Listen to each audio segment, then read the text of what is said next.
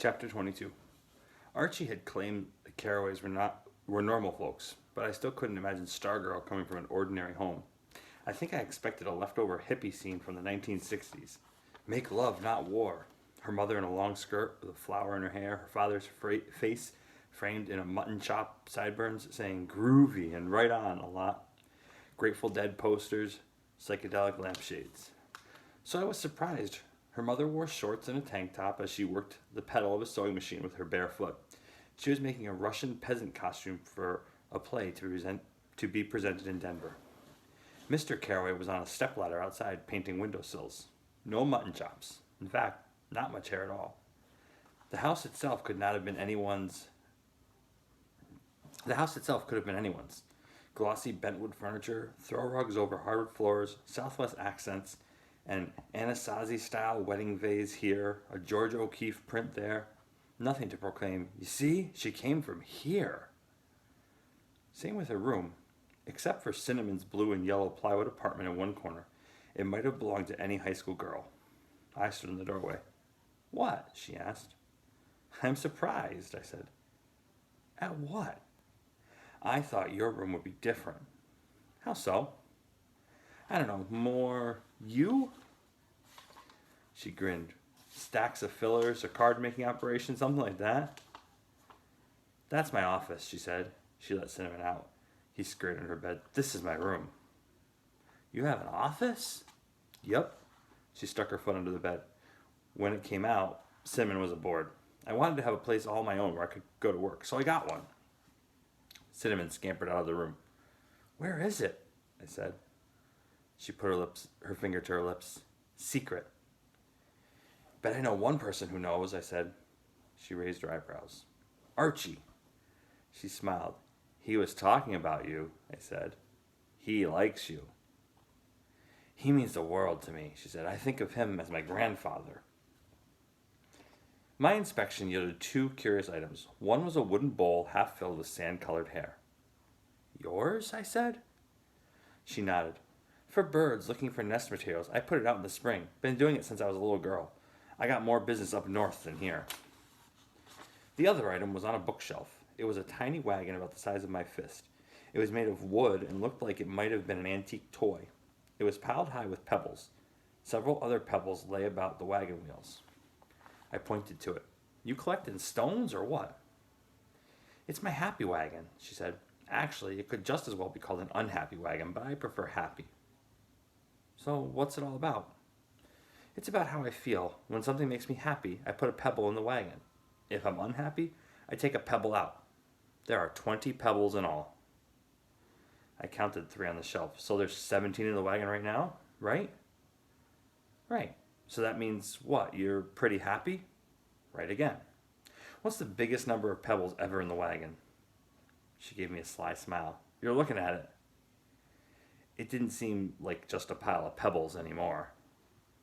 Usually, she said, it's more balanced. It hangs around 10, a couple to one side or the other, back and forth, like life.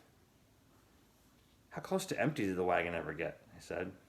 Oh, she turned her face to the ceiling, closed her eyes. Once, down to 3. I was shocked. Really? You? She stared. Why not me? You don't seem the type. What type is that? I don't know. I groped for the right words.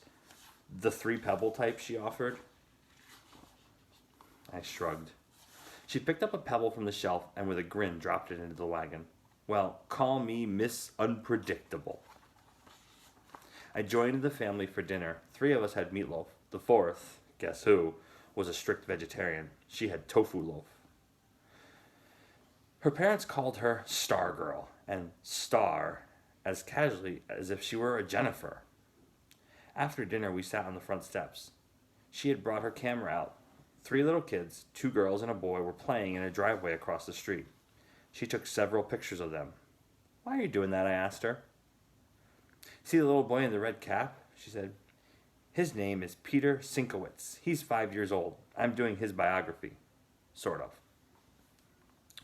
For the 10th time that day, she had caught me off guard. Biography? Peter Sinkowitz was coasting down his driveway in a 4-wheeled plastic banana. The two little girls were running, screaming after him. Why would you want to do that? She snapped a picture. Don't you wish somebody came up to you today and gave you a scrapbook called The Life of Leo Borlaug? And it's a record, like a journal, of what you did on such and such a date when you were little, from the days you can't remember anymore. And there's pictures and even stuff you dropped or threw away like a candy wrapper, and it was all done by some neighbor across the street, and you didn't even know she was doing it. Don't you think when you're 50 or 60 you'd give a fortune to have such a thing? I thought about it. It was 10 years since I had been 6. It seemed like a century. She was right about one thing. I didn't remember much about those days.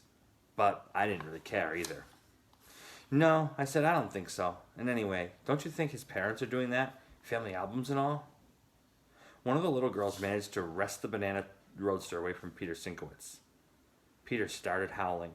I'm sure they are, she said, snapping another picture. But those pictures and those moments are posed and smiling. They're not as real as this. Someday he's going to love this picture of himself bawling while a little girl rides off on his toy. I don't follow him around like we did Clarissa. I just keep an eye out for him. And a couple of times a week I jot down what I saw him doing that day. I'll do it for a few more years, then I'll give it to his parents to give to him when he's older and ready to appreciate it. A puzzled look came over her face. She poked me with her elbow. What? Huh? I said. You're staring at me really funny. What is it? I blurted, are you running for saint? I regretted the words as soon as they left my lips. She just looked at me, hurt in her eyes. Sorry, I said. I didn't mean to sound nasty. How did you mean to sound? Amazed, I guess. At what? I laughed. What do you think? You! I laughed again.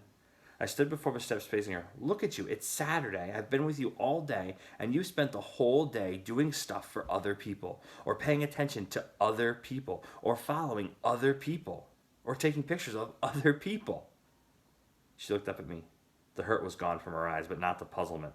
She blinked. So, I don't know what I'm saying. Sounds like you're saying I'm obsessed with other people. Is that it? Maybe it was the angle, but her fawn's eyes, looking up at me, seemed larger than ever. I had to make an effort to keep my balance, lest I fall into them. You're different, I said, that's for sure. She batted her eyelids and gave me a flirty grin. Don't you like different? Sure I do, I said, maybe a little too quickly. A look of sudden discovery brightened her face. She reached out with her foot and tapped my sneaker. I know what your problem is. Really? I said. What? You're jealous. You're upset because I'm paying all this attention to other people and not enough to you. Right, I sniffed. I'm jealous of Peter Sinkowitz. She stood. You just want me all to yourself, don't you? She stepped into my space. The tips of our noses were touching. Don't you, Mr. Leo? Her arms were around my neck. We were on the sidewalk in front of her house in full view. What are you doing? I said. I'm giving you some attention, she cooed. Don't you want some attention? I was losing my battle for balance. I don't know, I heard myself say. You're really dumb, she whispered in my ear. Yeah? Yeah. Why do you think there's 18 pebbles in my wagon? And then the last remaining space between our lips was gone, and I was falling headlong into her eyes, right there on Palo Verde after dinner. And I can tell you, that was no saint kissing me.